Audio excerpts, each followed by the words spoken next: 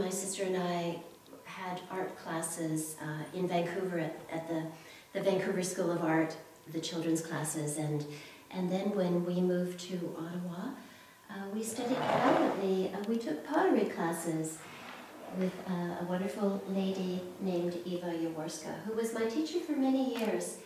And when I was a teenager, she took me to an exhibition of French tapestries in Ottawa City Hall. That was in the mid-60s. And I was captivated. I can still see those tapestries in my mind. They were French contemporary tapestries from the sort of 40s and 50s and maybe early 60s. Jean Lorsa, I believe, had organized that exhibition.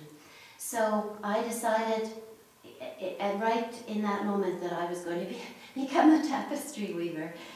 And of course my family was horrified because I was supposed to be a doctor. And anyway,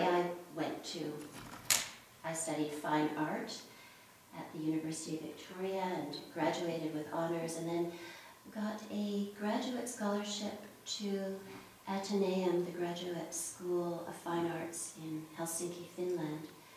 And I studied there, and then I apprenticed with a Finnish tapestry artist named Oilimäki, and that's where I learned the craft of tapestry weaving. I also did a winter cycle at the Banff Center in the early 80s, and that opened up my eyes and my mind to contemporary fiber art the world over. So with that as a ground, I lived in Toronto for a number of years and was very active. I organized a group called Tapestry Makers and coordinated exhibitions all over the Toronto area, and then moved to the Gatineau Hills, where my daughter was born, my daughter Gabrielle, and began to establish Moonra Center, which is a non-profit organization dedicated to integrating creativity and harmony in the community through the exhibition, teaching, and creation of tapestry weaving and textile arts. And one of Moonra Center's prime objectives is the establishing of an international triennial of textile arts. And Moonra Center specializes in community textile arts projects. These are public art projects that the public participates in. So the public helps to make its own installed public artwork. Just for the listeners, they do not have the visual. You are right now taking off the loom a commission. Yes, I was commissioned to weave a tapestry for a lovely couple and family in Edmonton. And they actually visited last summer, saw my work. We were able to sort of establish what they liked in colors and in sort of themes. And then when they went home, they sent me images by email and of the wall that they wanted a work made on for, and also, the paint chip and things like that. And I began to do drawings and sent them by email, and then sort of we, over a number of weeks, maybe even into a month or so, maybe even 6 weeks of a process of design, we arrived at the design that they chose, and this is the one I'm just taking off the loom right now.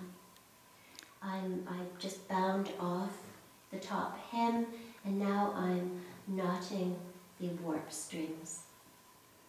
You are considered one of the leaders, if not the leader, of your of the tapestry artists in this area. Would you say that? Well, thank you. That's very nice. It helps that there aren't very many of us. I fell in love with tapestry weaving you know, as a young person and have done it. And the longer I weave, the more I learn, not just about tapestry, but about life. Weaving transmits the energy of peace, according to the Navajo people. And the Navajo, they traditionally they have a chant while they weave. The Navajo weavers' chant translates to, with me there is beauty, in me there is beauty, from me radiates beauty. So when you think about that, that's a very kind of powerful message that weavers over centuries have kind of embedded into their work. And when I learned that, I thought, well, that's why I love this so much, because it seems to give so much, both to me and to the viewers. And I think it's because of, you know, learning wonderful things like that over the years. It doesn't immediately come. You have to spend years, I think, weaving before the vibration of the weave sort of embeds itself into your being. and then I guess, you know, you become a master, maybe, or you become mastered by the technique. So it's, you know, it's been beautiful. Not always easy, because tapestry weavers don't earn very much money. They spend a tremendously long time weaving each work. This was started in late September. I have to say I've been very slow, because I'm also organizing the Textile Arts Triennale, so I spend a great deal of my time doing administration work, much less time now doing actual weaving. A tapestry of this size perhaps would have taken me 3 months to complete from beginning to end, before the Triennale. Your art is considered Amerindian. What makes your art Amerindian? Is it the colors that you use? Is it the patterns, the philosophy? I don't think I'm not sure that my work is actually considered Amerindian. I don't think so at all. I don't use native patterns. I use images that come in my own mind. It's a very individual art form. I have a style. I love color. I think it's, you know, it's the energy of the wavelength of color that fills me, inspires me, and I love what doing this technique gives to me. There is a rhythm, almost a music of, you know, the weft. The path of the weft is like a sine wave. It's like music. So as you go in and out between the strings with your fingers, you are like a harp. It's to me it's like this beautiful music. So I'm, you know, I can't say at all that the work is Amerindian. However, the philosophy and spirituality of some Amerindian tribes, Maya, Navajo, and even ancient Japanese cultures, Shinto weaving, they all carry the same spiritual philosophy, all the same elements. And I am inspired. I'm almost grateful to know that this is not something I've imagined. This is something that is real for other people as well. And that's very important to me. You are passing this this passion to your daughter, Gabby, and she's following in your steps. How are you planning on making this intergenerational? Gabby will pass it to her children. Oh, now that's a very interesting question, because even though Gabby is a wonderful tapestry weaver, and we work together on community projects, when we are weaving together, I can be on this side of, you know, a 10-foot loom, and she can be on the other side. She will be working with children or individuals of the community, and I will be working. But it's almost like there are two of me. It's wonderful. So we can sort of handle the work and the numbers of people. But she herself is, this tapestry weaving is absolutely not her specialty. She loves fabric, quilts, clothing design, dyeing, tie-dyeing, jewelry, beading, sewing, hand sewing, haute couture techniques. She's incredibly meticulous. There's a wonderful phrase in French, les doigts de fée, meaning fingers of a fairy, and she has those fingers for all the very fine textile arts technique, and she's totally dedicated to keeping those techniques alive. We call it patrimoine immatériel. In French, it's I forget what the word is in English. Sorry, you'll have to help me. Patrimoine immatériel. Immaterial? Yes. Immaterial patrimony? Immaterial human heritage. That's Human not the right heritage.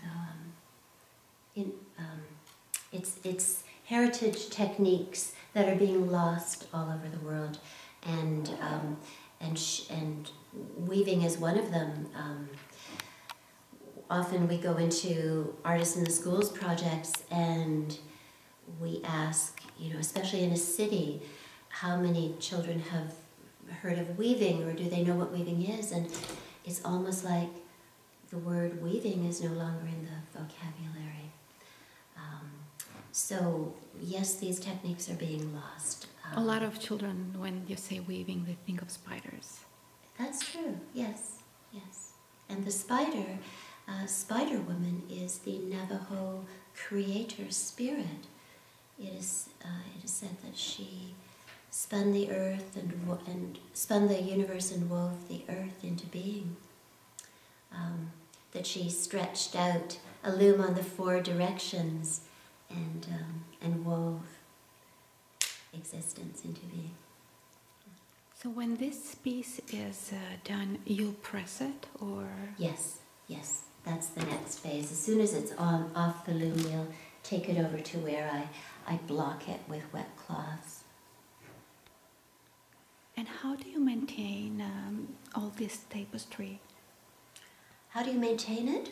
Yes, do you need a certain temperature? Do you need to wash it, or do dry cleaning? How do you? That's a very interesting question, because natural fibers, I think we've almost lost the understanding of true natural fibers have their own, like wool has a natural oil that... So we don't need to do anything. That actually deflects dirt and ambient sort of dust. So anything in the environment doesn't enter the fiber, whereas acrylic absolutely attracts. It has an electrostatic effect that attracts sort of the dirt and the dust. And museum conservators are now finding that wool and natural fibers are stronger and have more longevity than many of the other materials like wood or metal. Textile artifacts are lasting longer. Now we have such, we have acid rain and so many pollutants in the environment that are attacking